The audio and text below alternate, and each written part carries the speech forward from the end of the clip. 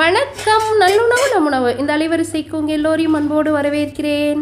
இந்த சமையல் பதிவு நான் போடுறேன் இல்லையா, இது கூடவே சேர்த்து சில தமிழ் சார்ந்த தகவல்களை உங்கள் கூட பகிர்ந்துக்கணும்னு தோணுச்சு. இன்றைக்கி நான் பேச போகிற தலைப்பு வரலாறு எனும் தமிழ் சொல். அமுதே தமிழை பதிவிலேயே இதை ஏற்கனவே நான் பதிவேற்றம் பண்ணியிருக்கேன். இருந்தாலும் நிறைய பேரை இது போய் சேரணும் அப்படின்னா நம்முடைய நல்லுணவு நம்முணவு ஒரு சரியான தேர்வாக இருக்கும் அப்படின்னு தோணுச்சு. அதனால் இன்றைக்கி சமையலோடு சேர்த்து வரலாறு என்னன்னு பார்ப்போமா.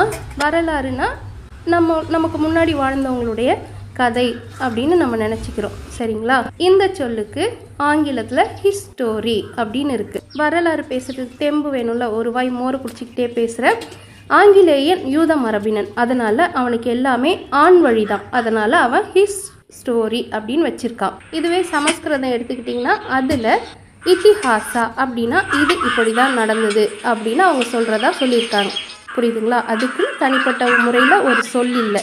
ஆனால் நம்மளுடைய தமிழில் பாருங்கள், ரொம்ப அழகாக பெயர் வச்சுருக்கோம். என்னென்னா வரல் ஆறு பெயர் வச்சிருக்காங்க அப்படின்னு நான் சொல்ல விரும்பலை. ஏன்னா இப்போவும் நம்ம தமிழர்கள் நம்ம உயிரோடு வாழ்ந்துட்டுருக்கோம், அதனால் பெயர் வச்சுருக்கோம். நாம் தமிழர்கள் அப்படிங்கிறத இந்த இடத்துல நான் தெளிவுபடுத்துகிறேன். மனித சமுதாயம் ஆற்றங்கரை வழியாக தான் எல்லா ஊர் உலகத்துக்குமே பரவி இருக்குது அப்படின்னு இன்னைய ஆராய்ச்சியில் கண்டுபிடிச்சிருக்காங்க. ஆனால் நம்மளுடைய முன்னோர்கள் என்ன அதுக்கு சொல் வச்சுட்டு போயிருக்காங்க பாருங்கள்.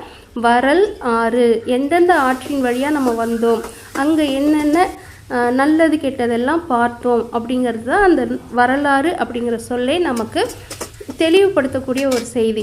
எங்கெங்கே என்னென்ன வளங்கள் இருக்குது, எந்தெந்த மரங்கள் இருக்குது அப்படிங்கிற அடிப்படையில் தான் தமிழ்நாட்டின் நிறைய ஊர் பெயர்களும் இந்த வரலாற்றில் பதியப்பட்டிருக்கு. எடுத்துக்காட்டுக்கு சொல்கிறேன் பாருங்கள்.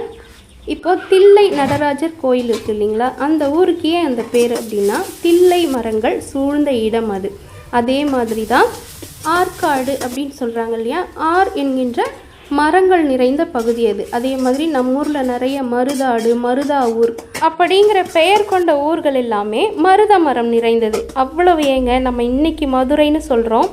அந்த மதுரையே சங்க இலக்கிய காலத்தில் மருததாங்க பழம்பெரும் நகரம் அப்படிங்கிறதுனால அங்கே குடியமர்ந்தவர்களுடைய வாய்களில் நுழையாததுனால அது இன்னைக்கு மதுரை ஆயிடுச்சு. எவ்வளவு சிறப்பான தகவல் இல்லை.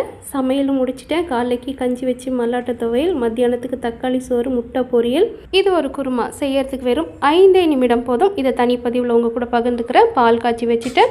இந்த பதிவு கண்டிப்பாக உங்களுக்கு பிடிச்சிருக்கும்னு நினைக்கிறேன். இந்த பதிவு பிடிச்சவங்க ஒரு விருப்பம் கொடுத்துருங்க. இது வரைக்கும் சப்ஸ்கிரைப் செய்யாதவங்க ஒரு முறை சப்ஸ்கிரைப் பட்டனை தொட்டு அழுத்திட்டு இனி வரும் பதிவுகளை தொடர்ந்து பாருங்கள். நன்றி.